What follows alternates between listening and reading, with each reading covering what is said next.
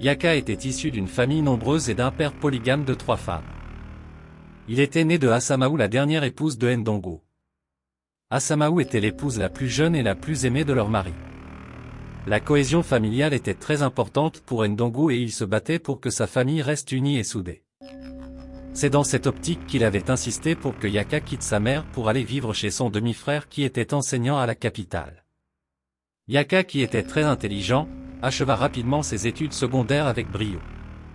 Lorsque son meilleur ami avec qui il avait obtenu son diplôme fut envoyé en France pour suivre ses études, Yaka n'avait plus qu'une seule idée, partir à son tour en Europe. Il savait que son père n'avait pas assez d'argent et ne pouvait pas financer des études à l'étranger. Il essaya donc de demander l'appui de sa mère et parvint avec insistance à la mettre de son côté.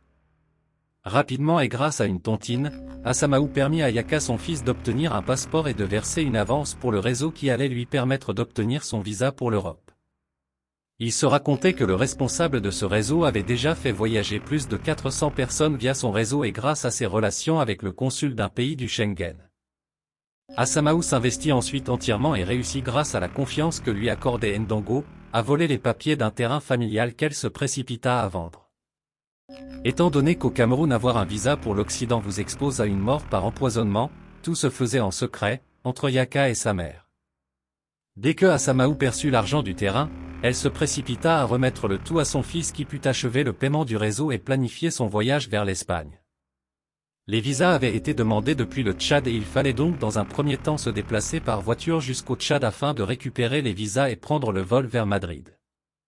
Yaka quitta son pays sans que personne d'autre que sa mère ne soit au courant. Même son tuteur ne savait pas qu'il s'était fait établir un passeport. Il chargea sa mère de dire à tout le monde qui le chercherait qu'il avait eu un petit travail d'enquête avec une ONG et devait faire 2 mois en brousse avant de revenir en ville.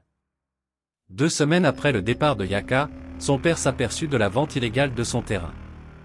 En effet, en passant par hasard dans le secteur, il avait constaté avec stupeur que des travaux de construction étaient entrepris sur son terrain. C'est en allant demander au constructeur de dégager de son bien qu'il réalisa que le terrain avait été vendu par des membres de sa famille. De retour à la maison, Ndongo était entré dans une colère rouge.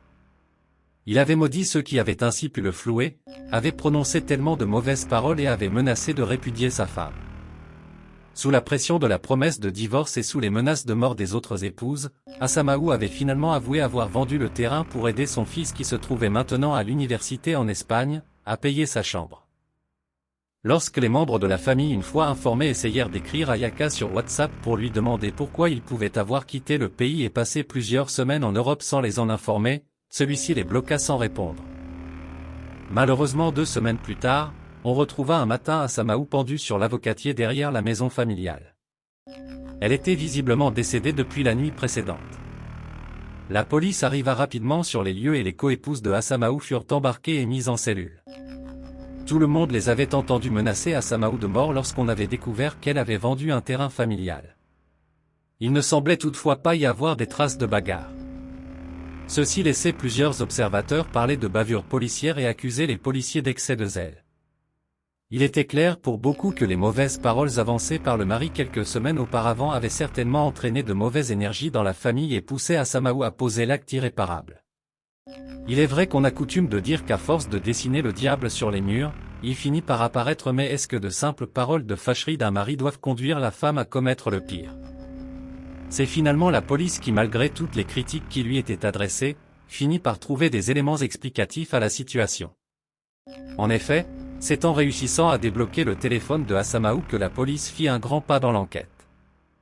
Yaka, dans sa quête pour l'Europe, était tombé sur un mauvais réseau et n'avait jamais reçu des visas. Lorsqu'il était arrivé au Tchad, il avait découvert que le réseau était en fait un réseau de passeurs terrestres. Il consistait à traverser le Sahara à pied et à passer par l'Algérie ou le Maroc pour gagner l'Europe. Malgré la peur de l'inconnu, Yaka s'était lancé dans l'aventure avec la bénédiction de sa mère et en confiant sa route à ses ancêtres. Voilà que malheureusement tout ne s'était pas bien passé. Les échanges WhatsApp indiquaient que 2 jours plus tôt, avant la découverte du corps de Asamaou, celle-ci avait reçu une vidéo WhatsApp de la part des compagnons de route de Yaka.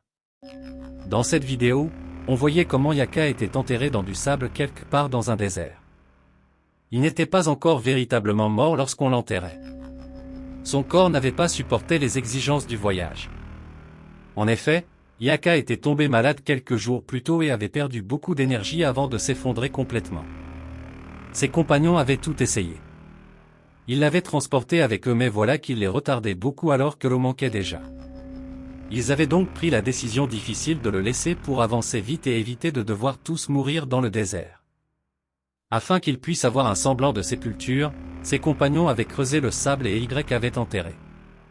Yaka était certes encore vivant quand on l'enterrait mais de toutes les façons il n'aurait pas pu tenir longtemps dans la chaleur du désert et sans aucune goutte d'eau. Cette vidéo avait détruit Asamaou.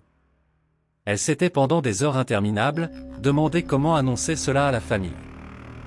Comment avait-elle pu envoyer son fils, un enfant si intelligent vers l'inconnu avec tant de risques? Qu'est-ce qu'elle allait dire à son mari? Comment annoncer cette mort à la famille? Comment expliquer que leur fils a été enterré vivant et n'aura jamais de tombe au pays? Comment allait-elle rembourser les crédits contractés à la tontine pour envoyer son fils en Europe? Comment allait-elle expliquer aux amis que le travail en brousse avec l'ONG s'était achevé dans le désert du Sahara? Qu'est-ce qu'on allait dire d'elle? Déchirée par toutes ces questions et par la douleur de perdre son fils sur lequel il y avait tant d'espoir, une voix lui avait chuchoté d'appuyer sur stop et elle s'était précipitée à commettre l'irréparable. Alors que Ndongo était abattu en recevant ces explications de la police, certains voisins se demandaient comment il pouvait lui-même prononcer des paroles de malédiction contre sa femme et son fils à cause d'un terrain et après jouer les malheureux lorsque la sentence s'applique. Ne dit-on pas qu'au commencement était la parole? Depuis ces événements, Ndongo est l'ombre de lui-même. Il n'est plus ouvert aux autres. Apprendre la mort de son fils adoré et de sa femme préférée le même moment avait laissé des séquelles profondes en lui. Depuis lors, il se raconte au quartier que Ndongo avait tué son fils qui voulait aller en Europe et son esprit est retourné les perturber. Cette histoire nous questionne à plus d'un titre. Est-ce correct pour un parent de maudire ou de dire des paroles méchantes sur son enfant juste parce qu'il a fait quelque chose de punissable? Aussi comment certaines mamans ont-elles tendance à conduire leurs enfants dans l'erreur juste pour défier le mari ou la famille?